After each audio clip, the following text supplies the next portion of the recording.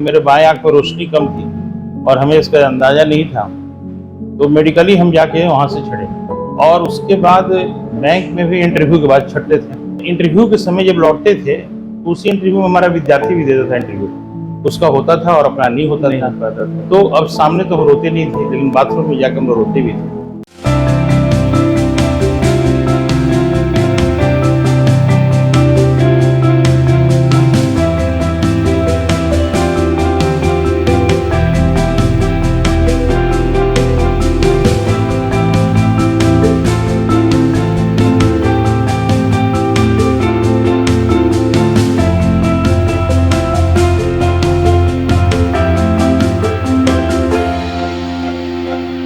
नमस्कार, जोहार दोस्तों। जीत की चेहरे सेशन में स्वागत है आपका। मैं जितेंद्र तिवारी आज आपको मिलवाने जा रहा हूँ श्रीमन नारायण त्रिडुन जी से। दोस्तों, श्रीमन नारायण त्रिडुन जी श्रीमन क्लासेस के संस्थापक हैं, डायरेक्टर हैं। इन्होंने काफ़ी मेहनत से इन इंस्टीट्यूशंस को खड़ा किया है। तो आज मिलते हैं और उनसे जानते हैं इस जर्नी के बारे में कि कैसे इन्होंने इस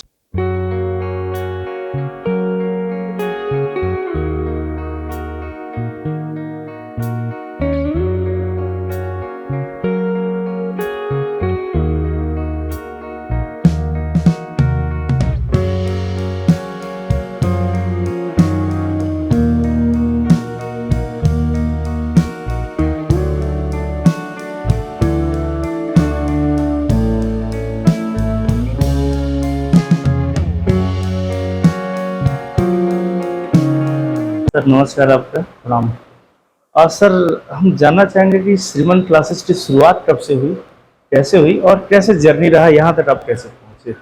सबसे पहले श्रीमन क्लासेस की जो शुरुआत रही है, ये देखा जाए तो 2008 से, लेकिन इसके भी पृष्ठभूमि में जाना होगा।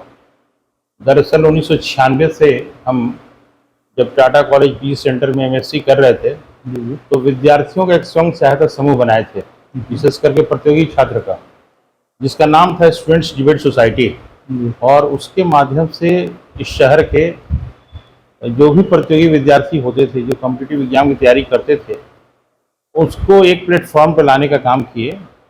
और उस स्टूडेंट डिबेट सोसाइटी के माध्यम से बहुत सारे विद्यार्थियों का सिलेक्शन हुआ और हमारा भी सिलेक्शन कुल 12 जगह पे हुआ, जिसमें 9 बैंक और 3 बार रेलवे। और रेलवे में हम मेडिकली छटे। हमारे समय में रेलवे में पीटी, मेंस, साइको, इंटरव्यू और लास्ट में मेडिकल होता था। क्योंकि मेरे बाएं आंख में रोशनी कम थी और हमें इसका अंदाज़ा नहीं था, तो मेडिकली हम जाके वहाँ से छड़े। और उसके बाद बैंक में भी इंटरव्यू के बाद छटते थे। जो व्यक्ति 12 बार इंटरव्यू से लौट के आ जाए, उसकी मन स्थिति को आप समझ सकते थे। और हम लोग क्या है कि इंटरव्यू के समय जब लौटते थे तो उसी इंटरव्यू में हमारा विद्यार्थी भी देता था इंटरव्यू, उसका होता था और अपना नहीं होता था। तो अब सामने तो हम रोते नहीं थे, लेकिन बाथरूम में जाकर हम रोते भी थे और अपने आप को ये महसूस करते कि कहाँ गलती हुई। तो कहीं ना कहीं मार्गदर्शन का अभाव रहा है, जिसकी वजह से हम नहीं जा सके। उस समय कोई कोचिंग नहीं था यहाँ पे हम लोगों को कि क्या पढ़ना है, नहीं पढ़ना है, इंटरव्यू में कैसे बोलना है, नहीं बोलना है, ये सब का कहीं से कोई हमको कोई मार्गदर्शक उसमें मिला नहीं। जिस एक कोचिंग में गए भी, वो कोचिंग हमको पढ़ाने के लिए ही रख लिया, जो शहर का सबसे पुराना कोचिंग था। और फिलहाल वो कोचिंग है नहीं यहाँ पे। और इस तरह से बहुत ही संघर्ष के माध्यम से हम लोग जो भी विद्यार्थी थे, अपने साथ के 10-12 लोग थे, तो देखा जाए तो रिजल्ट नहीं मिला और हमको छोड़ के बाकी हमारे साथ के लोगों का हो जाता था। और हम लोग एक दूसरे से कम्प्लीमेंट्री स्टडी करते थे। जैसे जो सवाल हमको नहीं आया, हमारे साथी को आया तो हमको बता दिया, उसको जो नहीं आता था हम बता दिए। इस तरह से हम लोग का सिलसिला चलते रहा और इस तरह से स्टूडेंट डिबेट सोसाइटी नाम की एक संस्था बनी। अच्छा। जो 1996 से सक्रिय रहा। और इस तरह से 2008 में देखा जाए तो श्रीमन क्लासेस की नींव पड़ी। वैसे विद्यार्थी जो एसडीएस के, जिनको सरकारी नौकरी में नहीं मिल पाया, लेकिन उनका पढ़ना पढ़ाना पैशन था, तो हम लोगों ने मिल के एक श्रीमन क्लासेस को इसलिए स्टार्ट किया कि ये पता चले शहर को कि श्रीमन ने क्लासेस शुरू कर दिया। और विद्यार्थियों की जिद पे, क्योंकि जो भी कोचिंग उस समय खुल रहे थे, वो विजिटिंग फैकल्टी के रूप में हमें बुलाते थे। और करते क्या थे वो लोग कि विद्यार्थियों से फीस लेके बोलते थे कोर्स कंप्लीट हो गया, तो पढ़ाने की मंशा जो है वो अधूरी रह जाती थी और इस तरह से हम अपने आप को खुद ही असंतुष्ट पाते थे, विद्यार्थी भी असंतुष्ट रहते थे, जिसका फलस्वरूप परिणाम हुआ ये श्रीमन क्लासेस। आज ये श्रीमन क्लासेस के माध्यम से एक बार विद्यार्थी इनरोल हो जाता है तो टिल सिलेक्शन उसको हम लोग सपोर्ट करते हैं जब तक कि वो विद्यार्थी खुद ही न छोड़ दे। तो इस तरह से हम लोग विद्यार्थियों को सपोर्ट कर रहे हैं और अभी भी स्वयं सहायता समूह बनवा के एक लाइब्रेरी हम लोग की छोटी सी है, उसमें विद्यार्थी स्वयं सहायता समूह बना के तैयारी करते हैं और वहां से रिजल्ट मिलता है हम लोग को। अच्छा, तो आप कोचिंग के अलावा एक लाइब्रेरी भी अलग से अपना ये कर रहे हैं? जी, एक लाइब्रेरी भी है कि मतलब बच्चों लोग को वहां से भी हेल्प मिल जाए। जी जी जी ये बहुत अच्छी शुरुआत है। जनरली कोई कोचिंग इंस्टीट्यूट इस तरह के काम नहीं करते हैं। जी जी जी जी तो ये तो बहुत अच्छी बात है। सर, मेनली किस किस चीज़ पे आप फोकस करते हैं, क्या क्या चीज़ पढ़ाते हैं? जनरली हम लोग बैंक, एसएससी, रेलवे ये मुख्यतः है। इसके अलावा जो भी ऑब्जेक्टिव एग्जाम होता है जी जी। जैसे LIC हो गया, LIC में असिस्टेंट का जो बहाली निकला था, जमशेदपुर में टोटल 23 बच्चों का सिलेक्शन हुआ, उस 23 में से 21 बच्चे यहीं के थे, 21 विद्यार्थी यहीं के थे। बहुत बढ़िया। तो ये एक बहुत बड़ी उपलब्धि थी जिसके लिए LIC ने हमें सम्मानित भी किया। LIC यूनियन और LIC विभाग जो हमको सम्मानित किया और आज भी LIC में के लोग हमको याद करते हैं, ये है। और इस तरीके से यदि देखा जाए तो सबके सहयोग से और खासकर विद्यार्थियों के सहयोग से, सबके सकारात्मक सहयोग से संस्था संचालित है। तो सर, एक चीज़ जानना चाहेंगे, यहाँ पे तो बहुत सारे इंस्टीट्यूशंस है, आपका इंस्टीट्यूशंस अदर से कैसे अलग है सर? देखिए, 2-3 महीने में बिल्कुल ही अलग है। जो ही शिक्षक यहाँ पे हैं हमारे साथ जो जुड़े हैं, जो शिक्षक 2009-2010 से जो लोग जुड़े हैं वो अब तक हमारे साथ जुड़े हुए हैं। अच्छा। तो इतना लंबा जुड़ाव तो किसी संस्थान का रहा नहीं, किसी संस्थान में इतने लंबे समय से कोई शिक्षक नहीं रहे। प्लस जो शिक्षकों का जो मेहनत है, हमारे साथ जो टीम है, वो बहुत ही सामूहिक रूप से हम लोग मिल के समय समय पर उसको अपडेट करते रहते हैं अपने स्टडी मटेरियल्स को। ये है।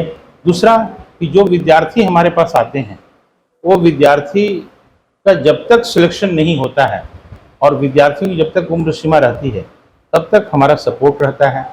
साथ ही साथ विद्यार्थियों का जो स्तर है पढ़ने का, क्योंकि हमारे समझ से विद्यार्थी 3 स्तर के हैं जी। एक बहुत ही प्रतिभावान है, एक औसत दर्जे के हैं और एक औसत से भी नीचे हैं। तो बहुमत जो है औसत से नीचे का है। अच्छा। तो हम टारगेट जो करते हैं औसत से जो नीचे, जो सबसे कमजोर विद्यार्थी है उसको हम लोग चाहते हैं कि टॉप लेवल पर जाइए, प्रतिभावान विद्यार्थियों, उसमें उन लोगों की भी हेल्प लेते हैं हम लोग। और इस तरह से स्वयं सहायता समूह बना के हम लोग लाइब्रेरी के माध्यम से और यहाँ स्टडी मटेरियल के सपोर्ट से, शिक्षकों के सपोर्ट से, विद्यार्थियों के सपोर्ट से रिजल्ट इस मायने में बिल्कुल अलग है। सर, कुछ सक्सेसफुल बच्चों का बता पाएंगे जो आपके इंस्टीट्यूशन से निकले और अच्छे जगह पर स्थापित? देखिए, हमारे यहाँ से जो भी विद्यार्थी निकले हैं, जैसे प्रशांत का हम लोग लेते हैं तो सेंट्रल बैंक में स्केल 5 मैनेजर है। प्रवीण कुमार जो हैं अभी बैंक ऑफ बड़ौदा, पहले विजया बैंक में थे, बैंक ऑफ बड़ौदा में, वो भी स्केल 5 और 6 मैनेजर, स्केल 6 होने जा रहे हैं। इस तरह से स्टेट बैंक ऑफ इंडिया में भी हैं। एक सूर्यकांत कर्मकार है जो फिजिकली चैलेंज है, जिसके आँख की रोशनी नहीं है, वो है। दीपक है, तो दीपक बैंक ऑफ इंडिया में है, सूर्यकांत SBI में है। तो इस तरह के विद्यार्थी, एक है कारू मुर्मू जो टाटा स्टील में है, उसके पिताजी नक्सली थे, यदि उसको सपोर्ट नहीं मिलता तो भी इस इलाके का खूंखार नक्सली होता, जो कि वो घोषणा कर चुका था। लेकिन उसको हमने समाज के मुख्य धारा से जोड़ने के लिए अपने यहाँ रख के, खाना पीना दे के, वस्त्र वगैरह दे के उसको हमने पढ़ाया लिखाया और आज वो टाटा स्टील में परमानेंट एम्प्लॉय है। इस पर हमें गर्व है। तो इस तरह के बहुत सारे ऐसे विद्यार्थी हैं। एक सरजामदा में फेरी वाले थे, उनकी 2 जुड़वा बच्चियाँ थी, रिद्धि सिद्धि। वो कभी उस समय तक कभी रिजर्वेशन में यात्रा ही नहीं की थी। अच्छा। और बहुत ही उन लोग का आर्थिक स्थिति खराब था। वो लोग सोचिए तो 15-20 किलोमीटर दूर से अपने घर से आ जाती थी सुबह में हमारे यहाँ, वहाँ सुबह से लेकर शाम तक पढ़ती थी और वैसे लोग भी आज सफल हो गए हैं। तो ये सब चीज़ देखने के बाद लगता है कि माँ शारदे की असीम कृपा हमारे ऊपर रही है और इस वजह से हम जो है यश के भागी बन रहे हैं। कोई ऐसा बच्चा जिसको आप पढ़ाए हो और आपको लगा कि इसको शायद हम ना पढ़ा पाएंगे, उसको देख के, उसकी एक्टिविटी देख के, बट लास्टली वो पढ़ा और आपको काफी खुशी हुआ। वैसा कोई बच्चा आपके यहाँ जिसको जी जी जी जी जी एक रंजू कुमारी हैं जो सेल्स टैक्स में असिस्टेंट कमिश्नर हैं। उनको देखने के बाद उनको हम करीब लगता है कि 98 और 99 के समय में उनको पढ़ा रहे थे। क्योंकि उनका मोटिव था स्टेट सर्विस कमीशन, तो हमको लगा कि ये नहीं कर पाएंगे, लेकिन उसने अपने हौसला को जारी रखा और आज वो जमशेदपुर में ही पदस्थापित हैं। अरे वाह। एक वो भी हैं, दूसरी तरफ है दीपक दीपक जो कि फिजिकली चैलेंज है।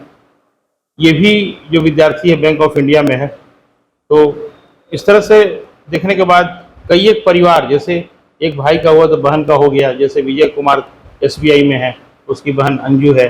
तो एक मानगो परिवार में 3 लड़की थी, तीनों बहन थी, उनका भाई नहीं था। उनकी माँ बहुत ही मुश्किल से उन लोगों को पढ़ाई, और आज एक बहन LIC में है, AAO के रूप में पदस्थापित है, और 2 बहन जो है बैंक में है। तो इस तरह से कई एक परिवार के भी जो है एक एक 2 3 सदस्य जो है गए हैं बैंक में और स्टाफ सिलेक्शन कमीशन में। तो इस तरह से तो सर आप कोचिंग लाइन में इसलिए आए क्योंकि आप जो तैयारी कर रहे थे वहाँ पे मेडिकली आप नहीं हो पाए, जी तो आप सोचे कि जो काम हम नहीं कर पाए अपने बच्चों से अब करवाएं। बिल्कुल, एक ये मन में टिस था, कसक था।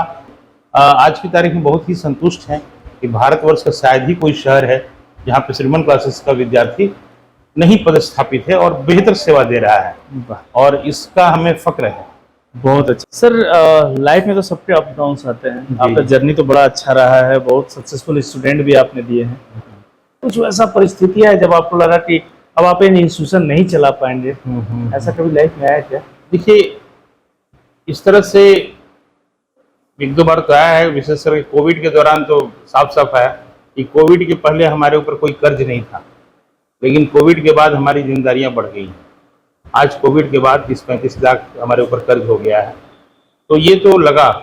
और दूसरी चीज़ कि जो कोविड के बाद जो हम खड़े हुए, उसमें बोधि सोसाइटी जो जमशेदपुर का बौद्ध समाज है, उनका योगदान रहा है, और हमारे जो पुराने विद्यार्थी हैं उनका बहुत बड़ा योगदान रहा है।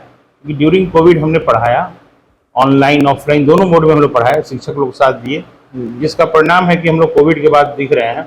लेकिन यही है कि कोविड के बाद मतलब ये बोल सकते हैं कि आर्थिक रूप से हम लोग काफ़ी मतलब कमज़ोर हो चुके हैं। कोविड के पहले स्थिति थोड़ा सा संतोषजनक थी, लेकिन कोविड के बाद जो है बिल्कुल ही प्रतिकूल है, जिससे अभी तक हम लोग उबर नहीं पाए हैं।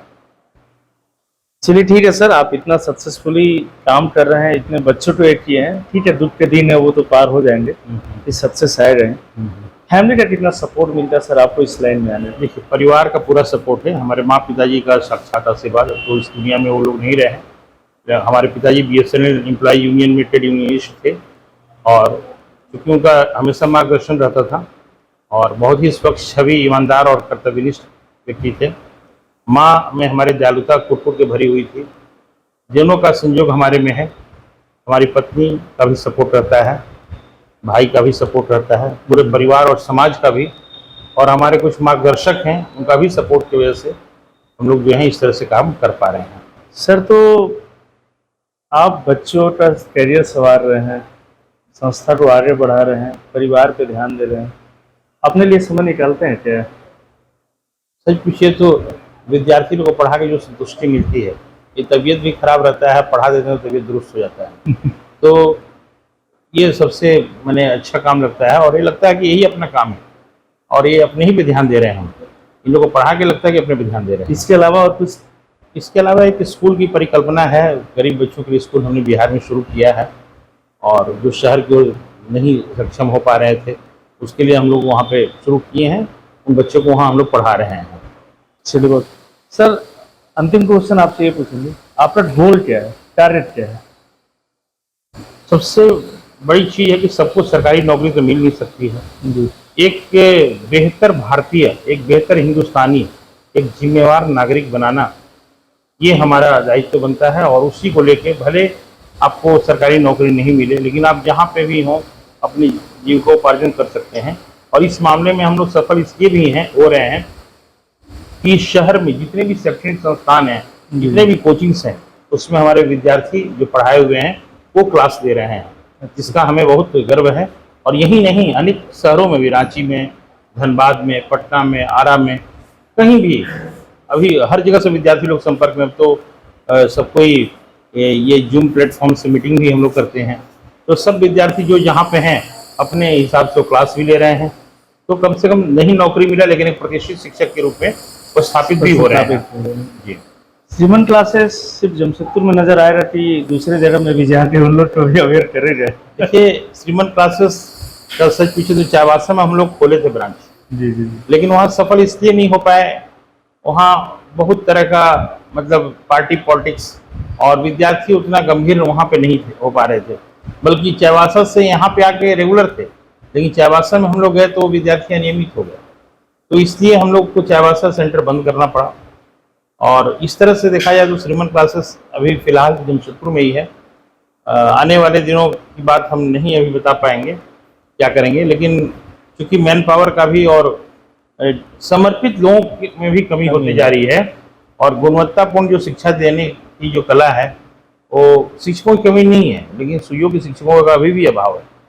तो जब तक टीम बेहतर नहीं रहेगा तो हम उसमें नहीं कुछ कर पाएंगे आगे। यंग जनरेशन अभी डिमोटिवेट हो रहे हैं, है ना। आए दिन जमशेदपुर में सुनते हैं कोई सुसाइड कर ले रहा है, बच्चे नशे के एडिक्टेड होते जा रहे हैं, अलग लाइफ स्टाइल में जुड़ रहे हैं, पेरेंट्स डांट दे रहे हैं तो कुछ और डिसीजन ले रहे हैं। वैसे बच्चों को कुछ मैसेज दे। सबसे बड़ी बात की देखिए, संघर्ष से ताकत मिलता है, और वैसे विद्यार्थियों के साथ समय पे संवाद स्थापित होना चाहिए, और शिक्षक का, कॉलेज में जो अध्यापक हैं उनका, और घर के सगे संबंधियों का भी, क्योंकि जब तक उन लोग के अंतर्मन की व्यथा को हम लोग नहीं समझेंगे तब तक इस तरह की घटनाएं घटती रहेंगी। हम यही कर सकते हैं कि एक ऐसा माहौल बनाएं जिसमें कि हम सही संवाद स्थापित कर सकें और उन लोग की भावनाओं को समझें और उन लोग की भावनाओं का कद्र करें हम लोग। यदि वैसे बच्चे आपके पास आना चाहेंगे काउंसलिंग के लिए तो आप काउंसलिंग करेंगे? जी, हमेशा स्वागत है, और करते भी हैं हम।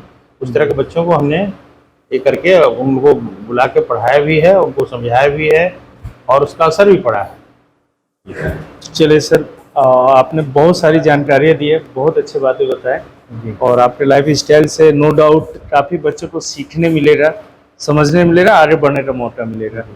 तो आपका बहुत बहुत धन्यवाद सर, आपने समय दिया। आभार। चलिए सर, थैंक यू सर।